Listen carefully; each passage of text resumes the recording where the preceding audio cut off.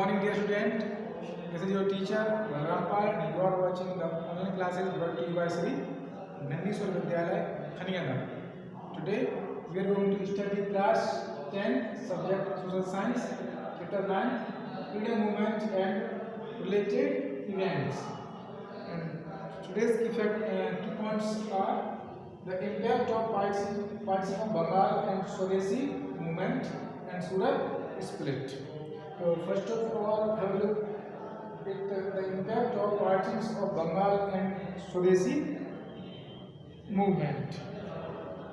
The first point is a feeling of the partitions of Bengal had far-reaching impact on Indian freedom struggle. They were.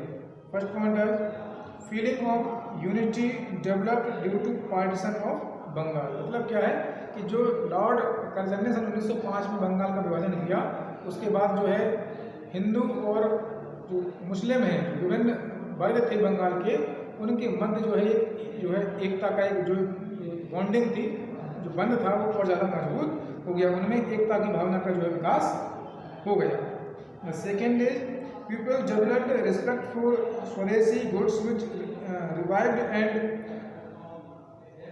rejuvenated the traditional industries like handloom, silk, weaving and other traditional handicrafts. मतलब क्या है, स्वदेशी के प्रति नागरिकों का जो काफ़ी सम्मान बढ़ा.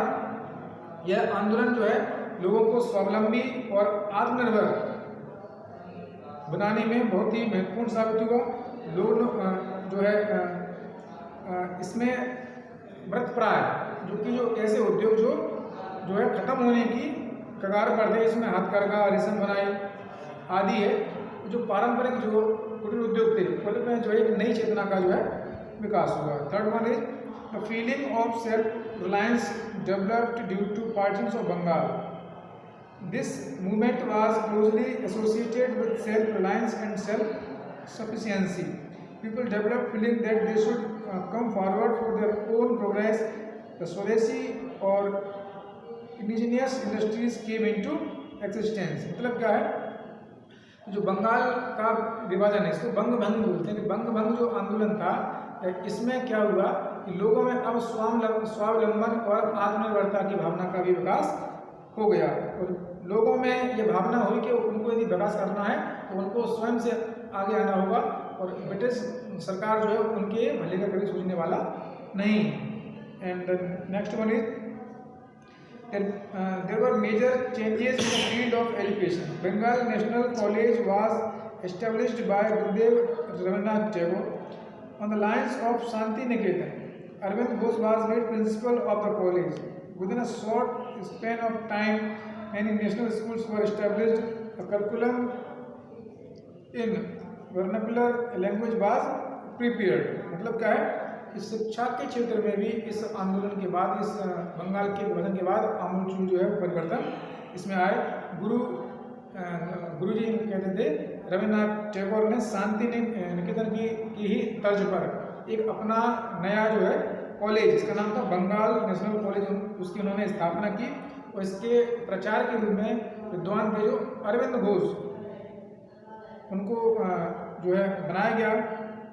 बहुत ही कम समय में उसके बाद जो है कई राष्ट्रीय विद्यालयों की जो है स्थापना हुई, और उसमें विदेशी भाषा के साथ क्षेत्रीय जो हमारी, चाहे वो बंगला हो या हिंदी है, इन भाषाओं की अध्ययन की भी उसमें जो है सुविधा प्रदान की गई. और शिक्षा का जो है उन जो लोकल यानी कि स्थानीय भाषाओं में पाठ्यक्रम भी तैयार किया गया. Next one is cultural consciousness developed due to partition of Bengal. The songs written by Rabindranath Tagore, Rajinikanth Sen, और क्या है आपका द्विजेंद्र लाल राय, मुकुंद दास, सैयद अबू मोहम्मद आदि के द्वारा जो है कई क्रांतिकारी और जो है वो रचनाएं, चाहे वो गीत रहे हों या फिर और अन्य जो उनके साहित्य रहे हों, वो जो है प्रेरणा स्रोत बनी इन सब के लिए. And the next one is subsequent to partitions of Bengal, British started dividing Indians on the lines of communal differences. They were successful to a great extent in their objective. British government provoked Muslims again and again in order to weaken the national movement. On the suggestion of British government, Indian Muslim League was formed.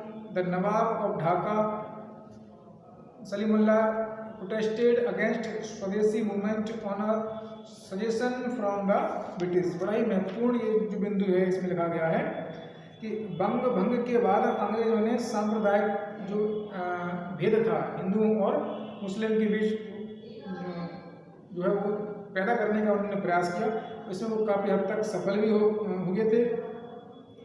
इस अंग्रेजों ने स्वदेशी आंदोलन को कमजोर करने के लिए मुस्लिम संप्रदाय को भड़काया और अंग्रेजों के इशारे पर ही इंडियन मुस्लिम लीग जो एक पॉलिटिकल पार्टी थी, इस इंडियन मुस्लिम लीग जो कि बाद में चल के जो है भारत और पाकिस्तान के बंटवारे का एक मुख्य कारण बनी, उसकी स्थापना भी जो है अंग्रेज जो कि शहर पर ही हुई थी। अंग्रेजों के इशारे पर ही ढाका के नवाब सलीमुल्लाह ने स्वदेशी आंदोलन का जो है विरोध भी किया था। तो ये जो आपके बंगाल के विभाजन और जो है स्वदेशी जो आंदोलन है उसके परिणाम रहे। अब हम पढ़ते हैं सूरत स्प्लिट, मतलब इसको क्या कहते हैं हिंदी में सूरत की फूट। ये क्या था इसके बारे में हम लोग पढ़ते हैं। Nationalist leader had the intention of using Swadeshi movement as a weapon to pressurize the British government. The supporters of Swadeshi were the opinion that the interests of India and British government are mutually opposite and it will be required to sabotage the commercial interest of Britain. If British government were to be forced to leave India, Swadeshi Brigade believed that to curb poverty and stop the money flowing out of country manufacture and the use of more and more of Swadeshi goods is necessary. मतलब क्या है इसका कि बंगाल के विभाजन के बाद कांग्रेस की राजनीति पर गहरा प्रभाव पड़ा। कांग्रेस के उदारवादी नेता सरकार के विरुद्ध कठोर कदम उठाने के लिए तैयार नहीं थे। उदारवादी नेता इस आंदोलन को केवल बंगाल तक ही सीमित रखने के पक्ष में थे, जबकि उग्र राष्ट्रवादी नेता ब्रिटिश सरकार का विरोध करने का मन बना चुके थे। दो तरह की विचारधारा के मौजूद रहते ही कांग्रेस का जो अधिवेशन था 1905 में जो कि बनारस में हुआ था और एक जो उसके जस्ट नेक्स्ट ईयर जो अधिवेशन हुआ था 1906 में कोलकाता में, उसके तक उसमें वो संपन्न किए गए। कांग्रेस का जो अधिवेशन 1907 को जो नागपुर में होना था, किंतु बाद में इसका स्थान जो है वो तब्दील कर दिया गया, कहाँ किया गया उसको सूरत में किया गया। इस समय तक कांग्रेस में उग्र राष्ट्रवादी विचारों और आंदोलनों में तीव्रता आ चुकी थी। उग्र राष्ट्रवादी सूरत अधिवेशन के लिए लाला लाजपत राय को अध्यक्ष बनाना चाहते थे। जो उग्र राष्ट्रवादी तो इसमें एक है एक उदारवादी और उग्र राष्ट्रवाद। तो इसमें एक क्वेश्चन भी आता है उदारवादी यानी कि लिबरल लोग कौन थे और जो आपके उग्र राष्ट्रवादी मतलब जो उदारवादी थे वो अनुनय विनय और उनको अंग्रेजों का एकदम से सीधा टकराव जो है हिंसक या सीधा विरोध करने के वो पक्षधर नहीं थे। उनका ये मानना था कि हम हड़ताल सत्याग्रह से ही जो है अपने लक्ष्यों को प्राप्त कर सकते हैं। लेकिन जो कांग्रेस का एक जो दूसरा धड़ा था उग्र राष्ट्रवादियों का वो बड़े ही उग्र विचारों के थे और वो तीव्र विरोध और जो है सीधा जो है टकराव की जो स्थिति थी जो है ब्रिटिश शासन से उसकी वो बात करते थे। तो जो उग्र राष्ट्रवादी थे वो सूरत अधिवेशन में लाला लाजपत राय को जो है उसका अध्यक्ष बनाना चाहते थे, किंतु उदारवादियों ने रास बिहारी बोस वही जो है नेता थे जिन्होंने आगे चल के बाद में आज़ाद हिंद फौज की स्थापना सिंगापुर में जाके की थी, जिसके बाद में सुभाष चंद्र बोस नेताजी थे, बाद में उसके वो सर्वा बने लास्ट में जाके।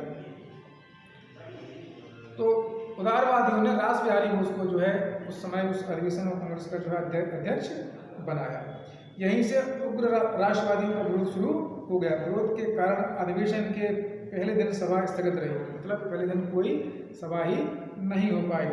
दूसरे दिन बाल गंगाधर तिलक ने सभी के सामने यह बात रखी कि यदि स्वराज, स्वदेशी बहिष्कार और राष्ट्र शिक्षा के प्रस्तावों को पुष्ट किया जाए तो अधिवेशन के अध्यक्ष पद पर होने वाले विवाद को खत्म किया जा सकता है। उदारवादियों ने इस प्रस्ताव को मानने से इनकार कर दिया, जिससे अधिवेशन में अव्यवस्था और अशांति फैल गई। उदारवादी और उग्र राष्ट्रवादी नेताओं के बीच तनाव इतना बढ़ गया कि उदारवादियों ने उग्र राष्ट्रवादियों को कांग्रेस से निष्कासित भी कर दिया। इस प्रकार के जो कांग्रेस में जो आपसी जो अंतरकलह था, इसे ही जो है सूरज स्प्लिट के नाम से जाना जाता है। तो बच्चों, आज की वीडियो में इतना ही। नेक्स्ट जो चैप्टर है वो हम नेक्स्ट वीडियो में पढ़ेंगे। तब तक के लिए गुड बाय।